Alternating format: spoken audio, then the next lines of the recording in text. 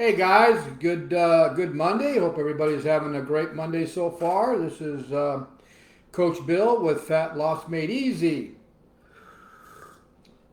Today, guys, my topic for today is an update on what I'm doing this week. This is for especially those seniors that are looking to add lean muscle. Now, I did an update about I don't know last week or two that I've what I did, what I'm doing is I cut my calories back by up down to 1500. I went from 22 to 2500 down to 1500. I cut my protein intake uh, pretty much almost down to half. So I was doing about 139 to 150. No, actually 130 to maybe 140, maybe less than half protein. And I just wanted to see how this would affect my lifting or my strength, or well, obviously, and see what it would do to adding lean muscle. Because if you're not getting stronger, you're not adding lean muscle. I also am looking to make sure I'm not losing too much weight too fast. But anyway, so I did that. I've been doing that for about 30 days. I'm still doing my. I also changed my fasting protocols and my non-fasting days also. So what I did was on my normally my non-fasting days, I usually break my fast around the 16-hour mark or the 18-hour mark, depending on what time I got done lifting weights. Now you can see I still got my weightlifting stuff on. And when I just walked in the door, we lifted a little later today. I had a Zoom call I had to be on this morning, so we lifted a little later. But and then on my so on my non-fasting days, like today, guys, I'm breaking my fast at 20 hours. And then tomorrow's the fasting day, and I've been sticking to the same one I've been doing. I've been doing 23 hours. I break my fast at 23 hours. I had my first solid meal, fat meal, around an hour after, around 6 or 7. And so I've been doing that for all last week and the week before, and my recovery was still excellent. By the time we both walked out the door, we were both fully recovered. My energy level was still high. Plenty of energy. Plenty of energy during my workout, but I do have to say that on Saturday, I think I got into one of those funky moods about working out.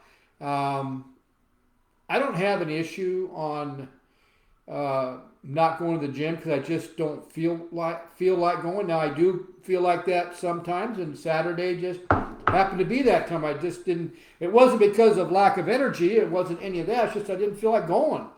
But I know I have to. So once I get there, about 10 minutes into the workout or 15, then I'm motivated and I actually activated more energies, and my ketone levels most likely were taking effect. So that I'm fine after that. But I do have those days where I don't want to go. Uh, our workout schedule is 6 days a week. We're doing our heavy workouts this session.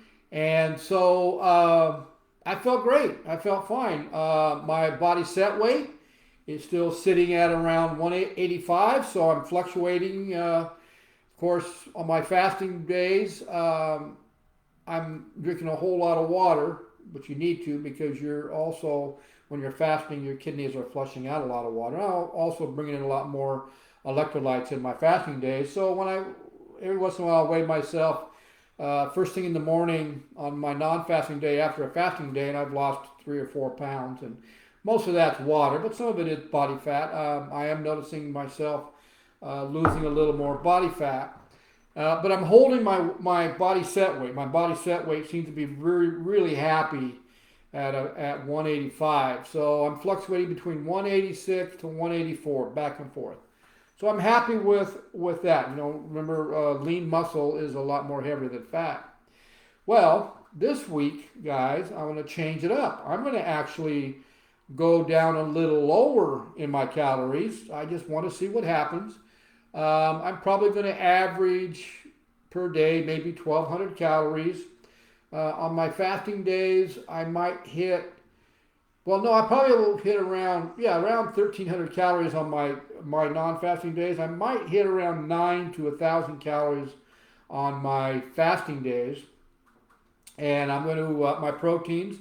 I'm going to drop that down a little bit. So I'll each day though I will hit over 100.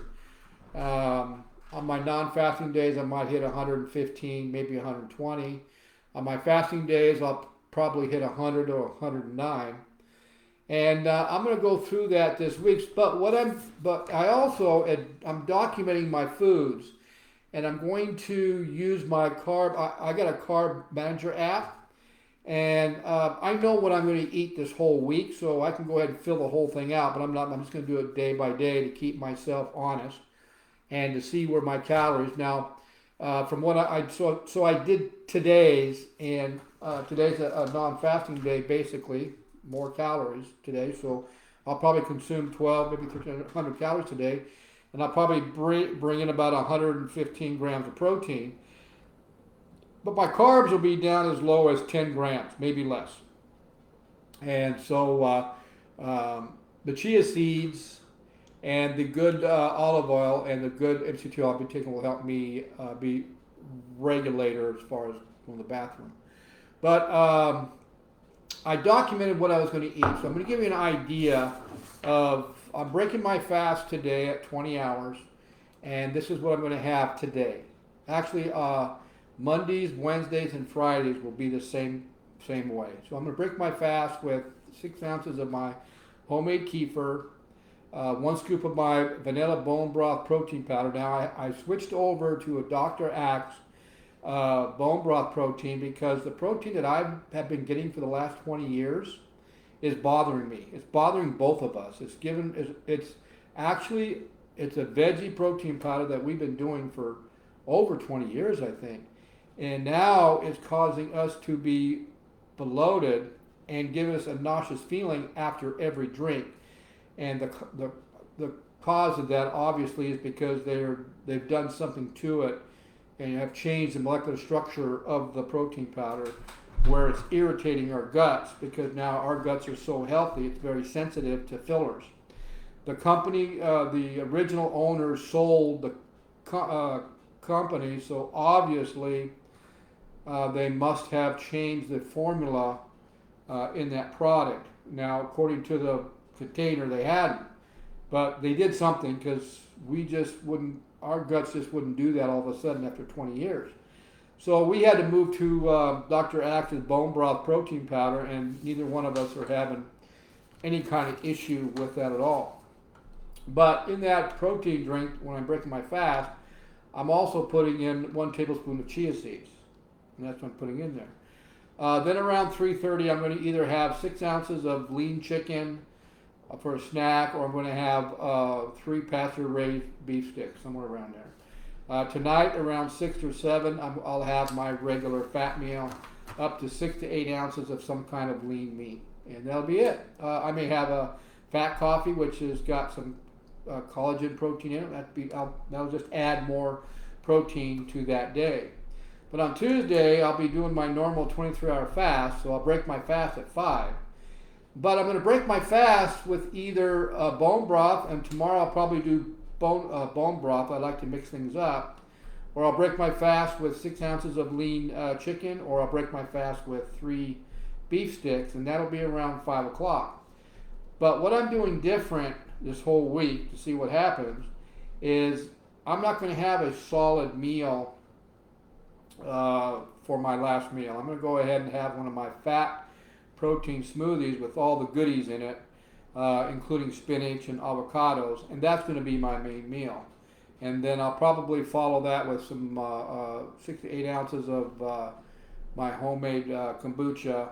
And if I feel like it, I'll have a fat coffee around 8 o'clock, somewhere around there.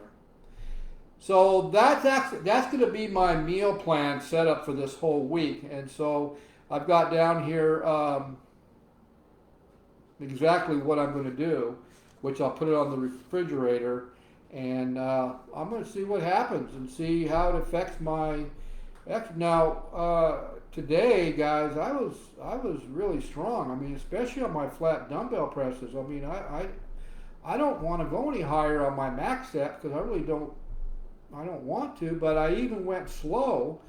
And those of you that follow me have seen our videos how our form is doing flat dumbbells. We do the 1 and 3 count, which I'm counting 3 slowly down, and I pause at the bottom, and then I push up for a 1 count. And I did my max today was 6 reps or 8 reps at 80 pounds, and that 80 pounds really was just too easy. So I had to put in my documentation that I'm going to have to move up to 85 pounds on my max set, and then I finished off with 12 reps at 75 pounds, which if you look at my documentation, I haven't done that in a long time, but I blew up 12 reps after doing my max set with 75 pounds pretty easy.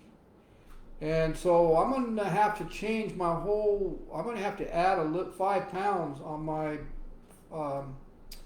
flat dumbbell presses on all my starting weights, I guess. And just so I keep my form solid like I have been. My shoulders, which I've always had, are my slowest building muscles, are also seeing some improvement and getting stronger. And I'm also seeing a little more definition when I'm working out and a little more size on my shoulder caps than I've had in a while. I've had some bad shoulders, so I had to be careful, but now I'm fully recovered. And, I don't know. We'll just have to wait and see what happens with this next eating plan. But I'll keep you guys posted on how we feel at the end of the week after actually going a little lower on our calories. Like I said, I'm just trying things out just to see what happens. So, guys, hope that was interesting to you guys, and I'll see you guys at the next video. Have a great day. Bye.